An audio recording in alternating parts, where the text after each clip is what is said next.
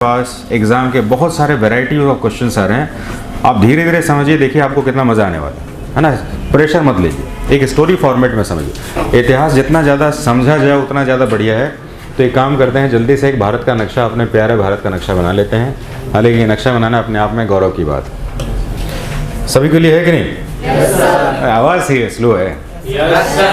भारत का नक्शा बनाना हर दिन अपने आप में गौरव की बात है। तो जाहिर सी बात है, जब हम भारत का नक्शा बना रहे हैं तो expansion of British rule in Bengal की बात कर रहे हैं। और बंगाल की कुछ ऐसी घटनाएं हो रही हैं जिसको आपको जानना चाहिए, क्योंकि एग्जाम में कंसेप्ट भी ज़रूरी है यहाँ पर। और क्वेश्चन कंसेप्ट क्यों ज़रूरी है? क्योंकि इसमें रीज़न, कथन कारण वाले क्वेश्चन कंसेप्ट से बनते हैं। और फैक्ट्स तो चाहिए ही चाहिए। तो फैक्ट्स का वॉल्यूम और कंसेप्ट का वॉल्यूम मिला दिया जाए तो यूपीएससी होगा। और जूनियर एग्जाम होगा, अगर एसएससी जैसी बात करें, उससे लोअर की बात करें, तो सिर्फ फैक्ट्स चाहिए। फैक्ट्स मतलब 50 क्वेश्चन लिख लीजिए, एक दिन में 100 क्वेश्चन करा दीजिए, ऐसा नहीं चलेगा। पूरा बेसिक फैक्ट देख लीजिए। तो हम लोग ने अभी तक बंगाल के नवाब पद को इंट्रोड्यूस कर दिया था। और इसके लिए मैंने एक बेसिक सा फॉर्मेट आपको दिया था एक स्लाइड में, जो कि कहते हैं, इसको फैक्ट्स कह सकते हैं कि बंगाल का पहला नवाब कौन था और लास्ट कौन था। अब हमारे पास क्वेश्चन ये है कि बंगाल का पहला नवाब जो है ये बना ही क्यों? ऐसी कौन सी स्थिति आ गई कि हमें बंगाल का नवाब बनाने की ज़रूरत पड़ी? इस बारे में हम लोग बात करने वाले हैं। तो स्टार्ट करते हैं, बंगाल के नवाब के पद की शुरुआत कैसे हुई। बंगाल का नवाब का पद पहले कोई था नहीं। इससे पहले इसको हम सूबेदार कहते थे। क्या कहते थे? तो मैं आपको ले जाना चाहता हूँ औरंगजेब के समय में। औरंगजेब कौन था? मुगल शासक ऐसा था जो कि सबसे लंबे टेन्योर के लिए था। तो औरंगजेब का टेन्योर कितना था? औरंगजेब 49 ईयर्स का टेन्योर वाला रूलर था। औरंगजेब के टेन्योर में, अब देखिए, इतना लंबा शासक जब रहेगा तो उसका बच्चा, जिसका नाम क्या था? मुअज्जम, उसका उत्तराधिकारी था मुअज्जम, जिसको हम आलमगीर फर्स्ट भी कहते थे, शाह आलम फर्स्ट भी कहते थे। अब वो तो बादशाह बन नहीं पा रहा था, क्योंकि बाप उसका बैठा हुआ था, औरंगजेब बैठा हुआ था, वो बन नहीं पा रहा था। वो तो 65 साल में बादशाह बना था। इस बीच उसका भी बेटा बड़ा हो गया। किसका बेटा? शाह आलम फर्स्ट का बेटा बड़ा हो गया, और उसका नाम था अजीमो शान। क्या नाम था? अजीमो शान। नाम भी तो ऐसे ही है इसमें, अजीमो शान, है ना, अजीमो शान। अब जाहिर सी बात है, अजीमो शान के दिमाग में ये चल रहा है, ध्यान से सुनिएगा, कहानी बड़ा अच्छा है। अजीमो शान के बाद सबसे पहले यहाँ पर कौन बैठा हुआ है? औरंगजेब। और औरंगजेब का बेटा यहाँ पर कौन है? शाह आलम फर्स्ट, जिसको मुअज्जम भी के नाम से भी जानते थे, जो उसका उत्तराधिकारी बना था। अब जो है वो तो राजा बन नहीं पा रहा। भाई, बाप बैठा हुआ कैसे बनेगा? वो भी इतना क्रूअल है कि पकड़ के मार देगा। बाप को जब उस पकड़ के उसने अपने शाहजहाँ को पकड़ के कहाँ डाल दिया था? जेल में डाल दिया था। तो जाहिर सी बात है वो मर्सीफुल तो नहीं होगा। तो वो वेट कर रहे थे कि मर जाए, हमारा नंबर आ जाए इसमें। लेकिन जब इनका एज निकल रहा था तो बेटे ने सोचा, इसका नाम था शाह, क्या नाम था? शाह आलम के बेटे का नाम अजीमो शान, अजीमो शान, है ना, अजीमो शान ऐसा करके अजीमो शान। अजीमो शान जो था वो कह रहा था कि भाई अब जो है मेरे पिताजी का नंबर तो आएगा नहीं, अब अपना ही नंबर लगा लेते हैं। मैं औरंगजेब के बाद मैं अब शासक बन जाऊँ तो कितना अच्छा रहेगा। लेकिन जाहिर सी बात है, ये रॉयल ब्लड होते हैं, यानी कि उत्तराधिकार के बच्चे होते हैं इसमें, तो इनको कोई ना कोई तो पद देना पड़ेगा। तो यहाँ पर ये पद किसको मिला था बंगाल में? अजीमो शान, अजीमो शान। तो अजीमो शान को बंगाल का क्या बना दिया गया था? सूबेदार बना दिया गया। लेकिन अजीमो शान के पास दिमाग में क्या चल रहा था? वो क्या बनना चाहता है? मुगल बादशाह। किसके बाद? औरंगजेब को मार नहीं सकता, युद्ध में हरा नहीं सकता, क्योंकि बहुत ही शक्तिशाली रूलर है। बेटा इंतजार में बूढ़ा हो गया, अब पोता की बारी है। तो अजीमो शान कौन था? उसका ग्रैंड सन था, उसका पोता था। ठीक है, बंगाल के ऊपर हम रिसर्च कर रहे हैं पूरा। बंगाल किस तरह से अभी जा रहा है, अभी नवाब कैसे आ रहा है, उसके बारे में बात कर रहे हैं। तो यहाँ पर तो ये सिर्फ सूबेदार था। और सूबेदार का काम क्या होता है? टैक्स कलेक्ट करके सेंट्रल यानी मुगल के पास भेजना। मुगल में कौन था यहाँ पर शासक? औरंगजेब था। तो यहाँ पर अजीमो शान समझता था कि यार ये मरे जल्दी से और हम जो है वहाँ की गद्दी पर बैठ जाएं, तो क्या टैक्स कलेक्ट करने में उसको इंटरेस्ट होगा? नहीं होगा। टैक्स कलेक्ट करने में उसका कोई इंटरेस्ट नहीं था। औरंगजेब इस बात से परेशान था। जाहिर सी बात है, रॉयल ब्लड है, यानी कि उसी खानदान का अंश है। और यहाँ से जो है उसका पूरा इंटेंशन किस में है? मुगल बादशाह के शासन पर है। और ये टैक्स कलेक्ट नहीं कर रहा, और बंगाल सबसे ज़्यादा जो है यहाँ पर प्रॉफिटेबल एक हब कह सकते हैं, जो कि जितने भी यूरोपियन थे यहाँ पर जो है सेटल हो रहे। ऐसे समय में बंगाल के लिए औरंगज़ेब ने एक नीति बनाई। दक्कन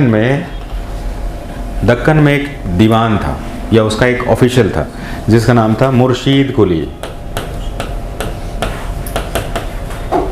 आगे का नाम क्या होगा ये तो पता होगा ना आपको, मुर्शीद कुली। तो इसने कहा भाई मुर्शीद कुली को कि भाई आप जाइए और यहाँ इनका दीवान बन जाइए। किसका दीवान बन जाइए?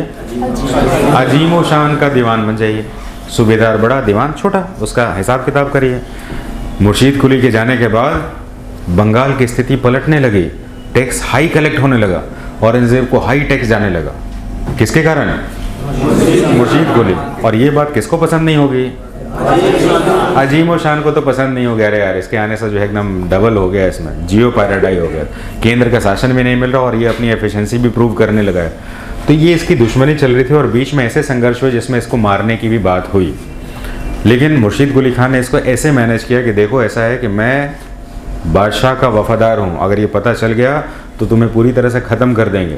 और इस बात से तो सभी डरते थे, यानी कि अजीम शान औरंगज़ेब के डर से मुर्शीद कुली को बर्दाश्त कर रहा था। लेकिन ये बर्दाश्त कर तो रहा था, लेकिन ये 1707 में घटना हो गई। क्या हो गई होगी? औरंगज़ेब की मृत्यु होगी। औरंगज़ेब की मृत्यु होगी तो बंगाल में अजीम शान था, अपने आप को तो अब राजा मान रहा है, क्योंकि उसका पिता कौन है? शाह आलम फर्स्ट। अब गद्दी पर वो बैठ गया है, तो जाहिर सी बात है अब मुर्शीद कुली खान को कोई एक्सेप्ट करेगा? नहीं करेगा। मुर्शीद कुली खान को दोबारा भेज दिया गया दक्कन, ताकि क्लैश, क्योंकि दोनों ही अधिकारी थे। जाहिर सी बात है, दीवान एक हाई पद होता है इसमें, तो आप इसको मरवा तो सकते नहीं। तो कहा चलो ठीक है, मुगल बादशाह का वफादार था तभी तो उसको हमने पद पे रखा था। तो शाह आलम फर्स्ट ने जो है इसको दक्कन भेज दिया और मुर्शीद को इसको जो है अजीम शान को इंडिपेंडेंट से छोड़ दिया। ध्यान से स्टोरी को फॉर्मेट लेंगे, 2-3 क्वेश्चन अभी जनरेट हो रहे हैं जो कि कॉम्प्लेक्स नेचर के। अब यहाँ पर जो है 1710 तक की स्थिति, यानी कि 707 से लेकर 10 तक की स्थिति में शाह आलम फर्स्ट को पता चल गया कि उनका बेटा वास्तव में कैसा है, लायक है नालायक है? नालायक है वो, यानी कि वो स्ट्रगल कर रहा था, झूठा कर रहा था, ये एक्चुअल में तो मुर्शीद कुली खान ही काम कर रहा था। तो कहा ठीक है, इसको अब डिप्टी सूबेदार बना के यहाँ भेज दो। कहाँ पर? बंगाल में। क्यों भेज दो? टैक्स कलेक्ट करना है ना उसको।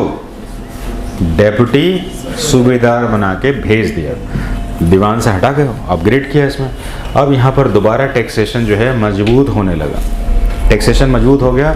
लेकिन शाह आलम फर्स्ट की मृत्यु हो गई थी आपकी 1713 में। अब मुगल बादशाह जो है जिसने इसको यहाँ पर डेप्यूटी बनाया था, उसकी खुद भी मृत्यु हो गई थी, तो इसने अपने आप को जो है अब इंडिपेंडेंट करना शुरू कर दिया। और इसके बाद का जो शासक आया जिसका नाम था फर्रुख सियर, ध्यान से सुनेगा, बहुत अच्छा सा स्टोरी लाइन चल रहा है, कोई रेडीमेड और पहले लिखा हुआ कंसेप्ट काम नहीं करेगा। यहाँ पर कौन शासक आया? फर्रुख सियर। और हम किताब में पढ़ते हैं कि फर्रुख सियर ने हैमिल्टन को बंगाल में व्यापार करने की फ्री परमिशन दे दी 3000 रुपये के आवाज़। जबकि यहाँ पर फर्रुख सियर को पता चल चुका था कि बंगाल जो है मुर्शीद कुली खान के अंडर में अब इंडिपेंडेंट हो रहा है, और जब तक उसको रेस्ट्रिक्ट नहीं करेंगे तब तक ये हमें टैक्स और लॉयल्टी नहीं भेजेगा। और मुर्शीद कुली खान ने भी अपने टैक्स को भेजना इसमें कम कर दिया था। किसको? फर्रुख सियर। तो फर्रुख सियर ने सोचा कि हमारे पास तो ऐसे भी पैसा नहीं आ रहा है, ऐसे भी नहीं आ रहा है, लेकिन हम उस जगह पर, क्योंकि हम ही अथॉरिटी हैं, मुगल बादशाह हैं, हम यहाँ पर अंग्रेज़ों को फरमान दे दें, 3000 रुपये तो कम से कम आएगा, और यहाँ पर इसको कम से कम पावरफुल होने नहीं दिया जाएगा। किसको? मुर्शीद कुली खान। और फर्रुख सियर के इस फरमान को मुर्शीद कुली खान ने बाद में मानने से मना कर दिया। फर्रुख सियर इसका बदला ले पाता तब तक कि वहाँ पर सैयद बंधुओं ने फर्रुख सियर को भी हटा दिया। और हमें तो पता है सैयद बंधु कौन थे? किंग मेकर्स थे। कितने राजा बनाए थे? 6 बादशाह बनाए थे। तो फर्रुख सियर वाला ये एपिसोड वहाँ से ख़त्म हो गया।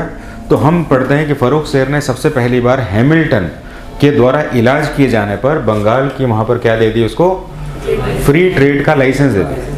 लेकिन लाइसेंस देना एक मजबूरी कह सकते हैं, क्योंकि यहाँ से मुर्शीद कुली खान जो है अब अपने आप को राइज कर रहा। और यहाँ पर जो है फ़रूख सियर या मुग़ल बादशाह सोच रहे हैं इस बंगाल को कैसे कंट्रोल में लें, तो अंग्रेज़ों का इंटरफेरेंस करवा देते हैं जिससे कि ये अपने आप को रेस्ट्रिक्टेड हो जाए, कन्फ्लिक्टेड हो जाए और हम बंगाल पर अपना कंट्रोल बना पाए।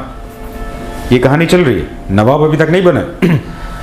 धीरे धीरे जब मुर्शीद कुली खान ने सोचा कि अब हम अंग्रेज़ों को भी रेस्ट्रिक्ट कर पा रहे हैं, यानी कि हम अपनी शर्तों पर व्यापार करने दें, मुग़ल बादशाह इनको फ्री लाइसेंस देगा तभी भी नहीं देंगे, और ये जब मैं कर पा रहा हूँ तो फिर मैं मुग़लों की बात मानूँ ही क्यों। और ख़ुद को उसने 1717 में क्या कर दिया, बंगाल का फ्री नवाब घोषित कर दिया। और यहाँ से स्टार्ट होता है आपके बंगाल का एक्सपेंशन, या बंगाल का रूल स्टार्ट होता है। इससे पहले तो मुग़ल के अंडर में थे, और मुग़लों के अंडर में आने के बाद भी, या मुग़ल के अंदर जब हम पढ़ते हैं इसको, तो यहाँ पर हम अजीम शान को पढ़ते हैं, और अजीम शान के बाद जब इसका डेपुटी आता है मुर्शीद कुली खान, तो उसका भी हमें थोड़ा सा एक इंट्रोडक्शन लेना होगा कि आ कहाँ से गया। और मुर्शीद कुली खान उस समय मुग़लों की ज़रूरत भी थी और समस्या भी बन गई। लेकिन कुछ भी हो, केंद्र यानी कि मुग़लों की केंद्रीय स्थिति को कमज़ोर देखते हुए, क्योंकि सैयद बंधु काफ़ी इंटरफेयर कर रहे थे, इनको बार बार रिप्लेस कर रहे थे, तो इसके अगेंस्ट में कोई स्टेप नहीं ले रहे थे। यहाँ पर उसने अपने आप को एक इंडिपेंडेंट नवाब घोषित कर दिया। कब कर दिया, 1717 में इंडिपेंडेंट नवाब घोषित कर दिया। इसको कोई रेस्ट्रिक्ट नहीं कर पाया, क्योंकि बंगाल जो है बाकी सभी विद्रोहों से अलग था। बंगाल के नवाब के चैप्टर में मुर्शीद कुली खान जब नवाब बन गया तो उसने अपनी राजधानी ढाका से हटाकर क्या बना दी, मुर्शीदाबाद।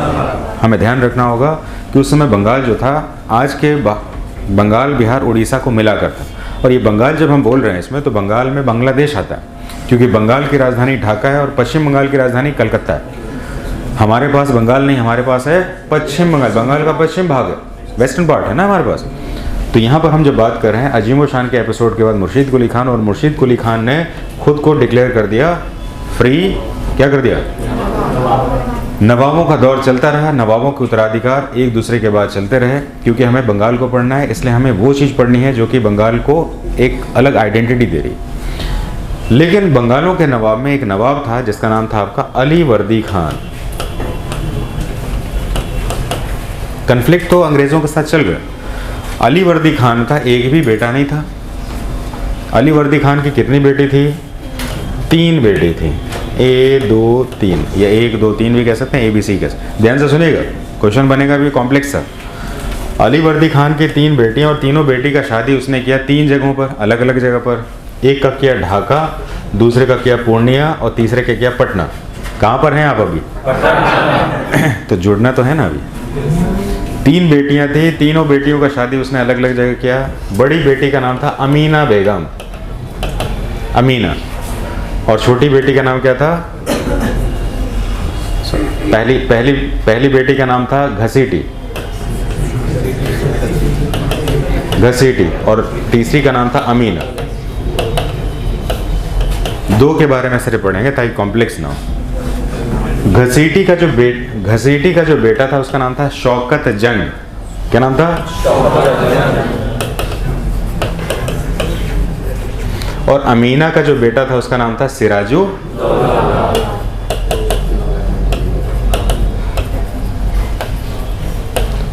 अब देखिए, अली वर्दी खान का अगर कोई बेटा नहीं था तो उसका सक्सेसर कौन होगा, घसीटी बेगम का जो भी संतान होगा। और घसीटी बेगम का बेटा कौन है, शौकत जंग। अब ये छोटे से ही मान रहा है कि मैं ही नवाब हूँ, लेकिन अली वर्दी खान को लग रहा है कि इसमें नवाब वाले गुण नहीं है, संभाल नहीं पाएगा। नवाब वाले गुण किसमें है, तो अली वर्दी खान ने अपना उत्तराधिकारी घोषित कर दिया सिराजुद्दौला। और ये बात जो है शौकत जंग को पसंद नहीं आई, किसी को भी नहीं आएगी भाई, उसका राजपाट उसको दे दिया उसने। तो पहली बात तो ये है कि इनका इंट्रा कन्फ्लिक्ट स्टार्ट हो गया। अंग्रेज़ यहाँ पर कुछ भी रोल नहीं प्ले कर रहे हैं। भारत का जितना भी लड़ाई हुआ है वो भारत के अंदर ही अंदरूनी लड़ाई के कारण ही लोग हारे हैं या जीते। तो यहाँ पर शौकतगंज ने सिराजुद्दौला को हराने के लिए सारे प्रयास किए, और एक प्रयास उसका जो है कह सकते हैं टर्निंग पॉइंट था, जिसमें कि उसने ईस्ट इंडिया कंपनी के साथ संधि कर ली और कहा कि इसको हम रिप्लेस करते हैं। तो यहाँ पर हमने नवाबों का एक दौर देखा जिसमें कि नवाब का एक चेंज चल रहा है, और यहाँ पर शौकत जंग और सिराजुद्दौला तक पहुँच चुके हैं। और यहाँ पर जब सिराजुद्दौला यहाँ आएगा तो सिराजुद्दौला के साथ एक घटना हुई है जिसका नाम क्या था, 1757 में, जिसका नाम था प्लासी कप। ये यहाँ तक मैं कल आपको लेके चला गया, ठीक है, यहाँ तक मैं लेके चला गया था। इसके बाद की कहानी हम लिखते लिखते शुरू करेंगे। तो मैं चाहूँगा स्टार्ट करें जल्दी से। Expansion of British rule in Bengal.